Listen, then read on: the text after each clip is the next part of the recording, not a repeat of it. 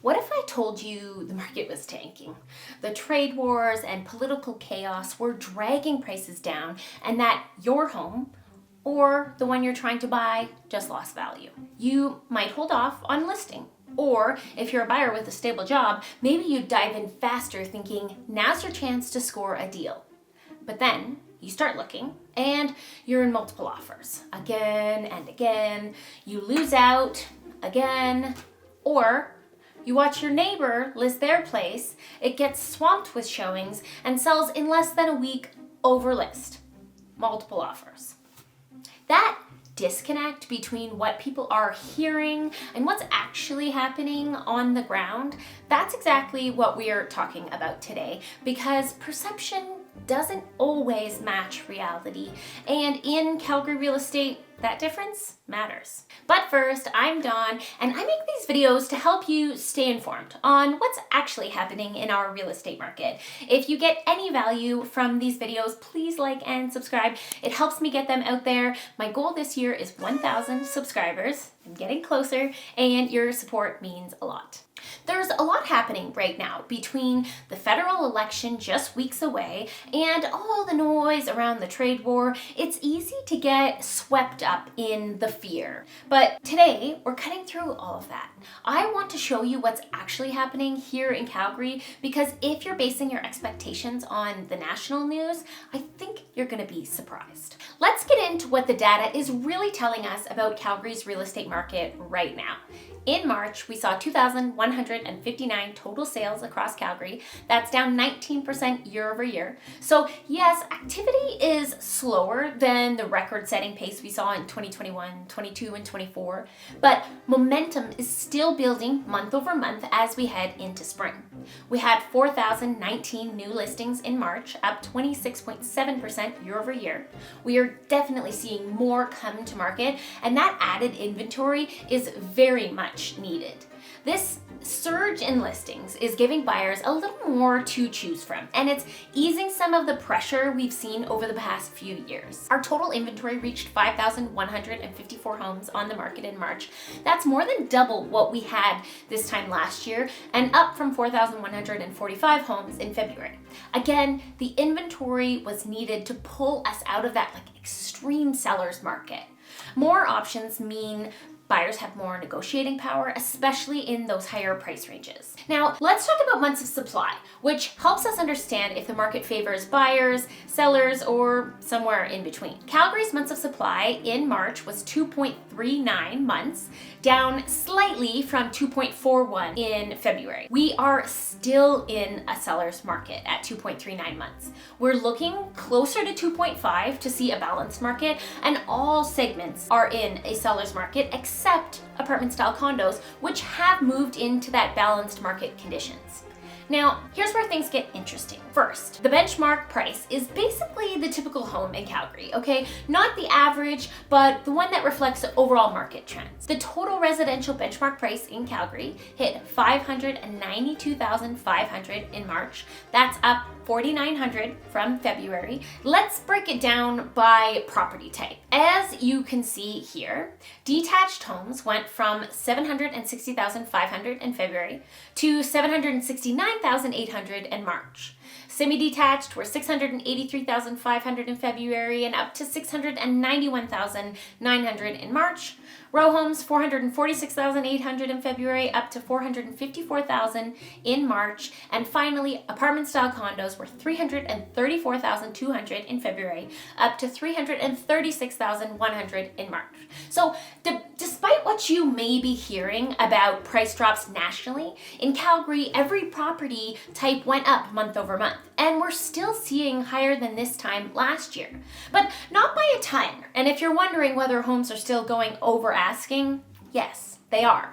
In March, 16% of homes sold at list price, 19% sold over list price. That means 35% of homes were selling at or over list price.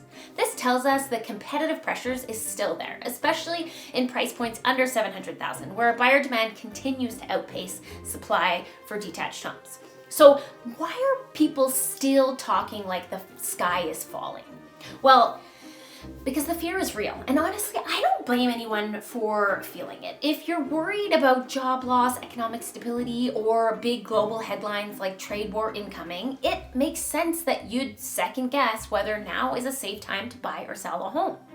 But here's the thing. Fear and fact aren't always aligned. And when fear is being amplified by political narratives and national media, especially from cities that aren't Calgary, it can create a distorted view of what's actually happening here on the ground. We saw the same thing play out with Trump's 25% auto tariffs and the panic that followed. So let's talk about those auto tariffs for a second, because it ties in perfectly with the theme of this video. Don't believe everything you hear. When Trump teased the idea of slapping massive tariffs on Canadian-made vehicles, media outlets jumped on it. Panic headlines spread everywhere. Jobs at risk, Canada's auto sector in jeopardy, trade war incoming. But I watched a breakdown from Northern Perspective on the Candace Malcolm show, and it revealed a very different story. So there's going to be a formula that exempts the American parts, and so it'll only be a portion. So it's not like they're slapping a 25% tax on all cars. It's just a portion of the cars that come from Canada, and there's going to be an exemption possibly for USMCA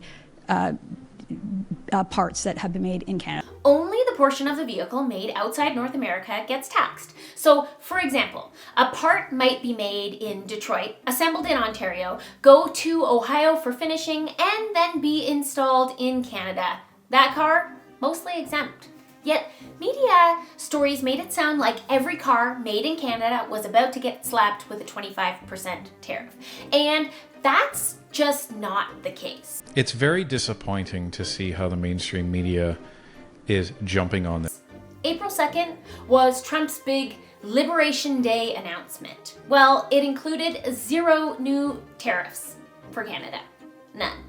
The US imposed sweeping tariffs on countries outside the USMCA, but Canada was untouched. That left a lot of people, including the Liberal campaign, scrambling, because for weeks we were being told that Trump's return meant economic disaster, a full-blown trade war. But the fear campaign collapsed overnight. The big threat didn't happen. And to be fair, there are still tariffs on energy, potash, steel and aluminum, and other goods, but it is definitely not as extreme, thankfully, as was thought.